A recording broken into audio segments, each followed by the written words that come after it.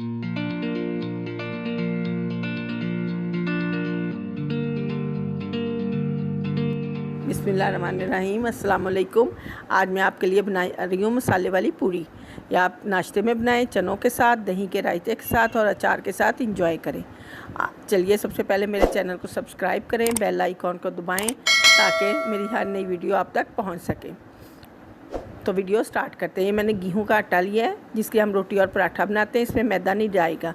ये मैंने 5 कप लिए हैं। इसमें मसाला जाएगा, अजवाइन हाफ़ टी स्पून, कुटी काली मिर्च 1 टीस्पून, हल्दी 1 टीस्पून, सुरख मिर्च पाउडर 1.5 टीस्पून, नमक 1.5 टीस्पून, नमक आप अपने टेस्ट के मुताबिक डालें, धनिया पाउडर 1 टीस्पून, ज़ीरा पाउडर हाफ़ टी स्पून और चाट मसाला 1 टीस्पून से हाफ़ टी स्पून और गरम मसाला पाउडर हाफ़ टी स्पून और रायता मसाला 1 टीस्पून।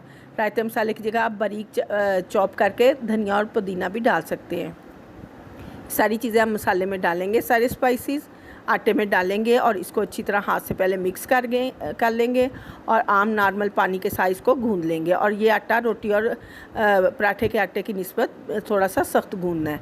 और बाद में इसमें 2 टेबलस्पून ऑयल डाल के हम इसको अच्छी तरह गूंद के 30 मिनट के लिए रख देंगे। और ये देखिए आटा हमारा अच्छी तरह सेट हो गया है। अब हम इसके नॉर्मल से पेड़े करेंगे, रोटी से थोड़ा पेड़ा और घी लगा के तो इसको अच्छी तरह बेल लेंगे। बेलने के बाद घी गरम करेंगे अच्छी तरह से और उसमें एक एक पूड़ी डाल के इसको फ्राई करते जाएंगे। आप 5 से 6 पूड़ियाँ इकट्ठी बेल के भी रख सकते हैं, ये चिपकेगी नहीं और बहुत अच्छी और मज़े की पूरी फ्राई हो जाएगी। ये आप ज़रूर ट्राई कीजिएगा और देखिए कितनी मज़े की पूरी बन रही है। आप इसको अचार के साथ भी खा सकते हैं, दही के साथ भी खा सकते हैं और चनों के साथ तो इसका मज़ा बहुत दुबाला हो जाता है। आप ये ज़रूर बनाइएगा, मुझे कमेंट ज़रूर कीजिएगा कि आपकी मसाला पूरी कैसी बनी। थैंक यू, अल्लाह हाफिज़।